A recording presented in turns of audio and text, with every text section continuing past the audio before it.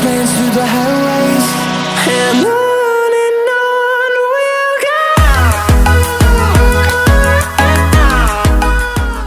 Salut à tous, c'est Altosan et après un mois et demi d'absence, on se retrouve pour le deuxième épisode de la Mangaka Story. Car comme d'habitude, au-delà d'une œuvre, il faut s'intéresser à son créateur et aujourd'hui, on va parler d'un auteur français qui a vu cette année 2016, son œuvre dépasser les 10 ans d'existence. Donc vous avez dû le voir au titre, on va parler de Renaud Lemaire. Donc comme à chaque début de Mangaka Story, on va voir de quoi est capable l'auteur. Bien sûr, le lien de la vidéo sera dans la description si vous avez envie de la voir.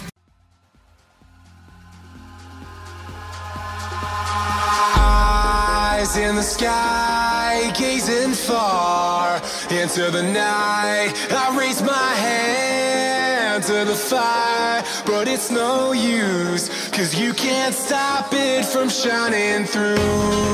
It's true, baby, let the light shine through. If you believe it's true, baby, won't you let the light shine through for you.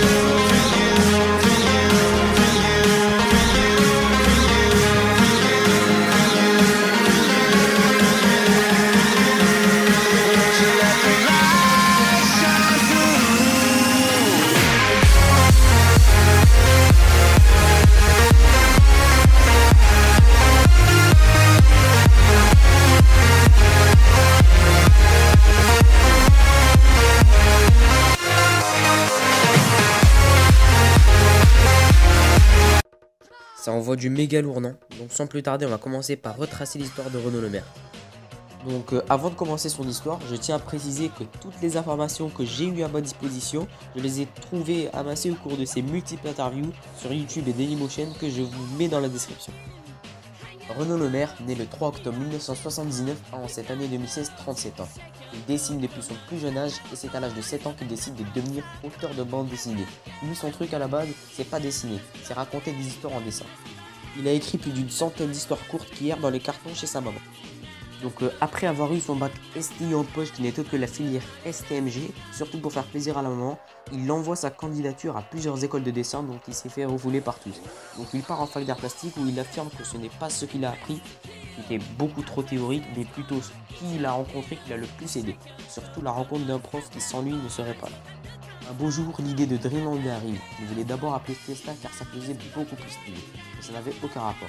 Alors il a appelé Dreamland. Il a envoyé en 2006 à plusieurs maisons d'édition, mais c'est celle de toute édition qui l'a le plus attiré, car il avait une liberté totale sur son œuvre. Et il avait le droit à des putains de pages couleurs, et ça en 2006 c'était plutôt réservé aux mangas qui s'étaient affirmés du style de Naruto, One Piece, etc. Donc c'était véritablement une vraie chance pour lui, et il a signé chez Piper. Donc c'est bon, il a signé son contrat, il va commencer à taffer sur son tome 1, mais avant de commencer, Salim Kafiz et Romain Lemaire, qui n'est autre que son cousin, lui expliquent que le monde du manga c'est très dur et pondre un tome en 6 voire 9 mois tout seul, c'est vraiment très dur, donc il se propose pour l'aider dans les décors, etc. Et c'est comme ça qu'ils arrivent à finir leur tome 1. Donc un tome 1 qui a été assez mal reçu, qui a attiré 90% des rageux hardcore otaku de France, que moi ainsi que tous les fans de Dreamland insultons cordialement. Mais bon, il y a plusieurs raisons à cette haine lors de la sortie du tome 1 et même un petit peu du tome 2. Mettons-nous dans la place d'un rageux otaku hardcore. Avant la lecture de Dreamland tome 1. Un manga français? C'est quoi cette grosse embrouille? Merde, un manga c'est japonais et puis merde, un manga et français ça passe pas, ça fait moche, c'est nul. Comment s'appelle l'auteur déjà? Renaud Lemaire? Oh là là, oh non, là je suis en manque. Il me faut du Jiro, il me faut du Shiro, il me faut du Bridé. Bon, on va lire cette grosse merde. Après la lecture du tome 1 de Dreamland. Bon, ça confirme ce que je disais. C'est une grosse merde, une vraie bouse. C'est mal dessiné et puis c'est mal dessiné. Et comme je suis un rageux sans respect, sans cervelle et sans âme, je vais mettre quelques crottes de nez et créer quelques forums pour bien cracher notre haine sur cette œuvre de merde. Donc voilà ce que pensait, je pense, à mon avis, un rageux otaku hardcore. Donc moi, à la place de l'auteur, j'aurais vaincu ma phobie quelconque ou m'en serais créé une et me serais suicidé en me jetant de la tour d'oubli.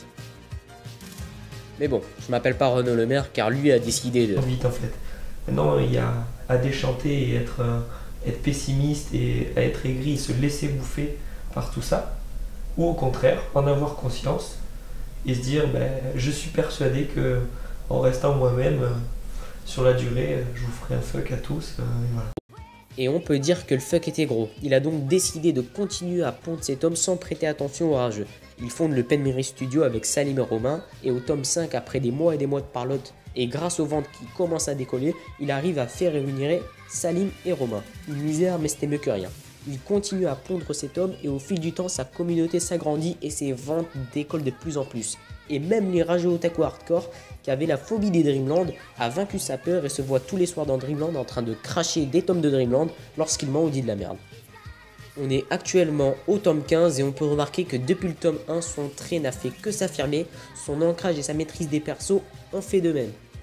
Donc pour que Dreamland s'exporte en Allemagne, il a dû créer une réédition allant du tome 1 jusqu'au tome 5, changeant quelques trames et quelques visages qui partaient un petit peu en cacahuète, mais cela n'influence surtout pas l'histoire. Donc ces rééditions sont disponibles en France, donc pour ceux qui regardent cette vidéo et qui n'ont pas encore lu Dreamland, qu'est-ce que je leur dis? Je leur dis direct achetez la réédition et matez-vous cette série de ouf. Le tome 16 sort très bientôt, donc voilà, on a fini avec l'histoire de Renaud Lemaire. Qu'est-ce qu'on peut retenir de ce personnage? C'est l'un des plus grands piliers du manga français actuel, un survivant, car beaucoup ont lâché. Sans lui, le manga français ne serait pas là, il a tracé son chemin en ne calculant pas les obstacles. Aujourd'hui, beaucoup de personnes suivent son chemin, que ce soit fans, apprentis mangaka, car oui, tout en étant auteur, il montre les coulisses du métier, que ce soit celui de la réalisation d'un tome ou le matériel à avoir. Il montre les dangers du métier, tout en donnant des conseils sur le salaire d'un auteur par exemple. Et pour le mot de la fin, au Japon ils ont Bakuman et nous en France, on a Renaud.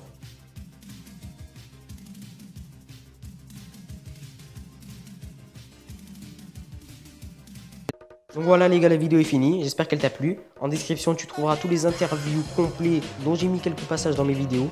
Les vidéos où il dessine en temps normal et entière. Et tu trouveras les deux musiques que Renaud Lemaire a choisi lui-même pour que je les mette dans ma vidéo. Je peux te dire que lorsque tu dessines avec ces musiques là en fond, c'est juste une tuerie. Donc on se dit à plus pour la prochaine manga historique, elle aussi sera dédiée à un autre auteur de manga français. C'était Altozan.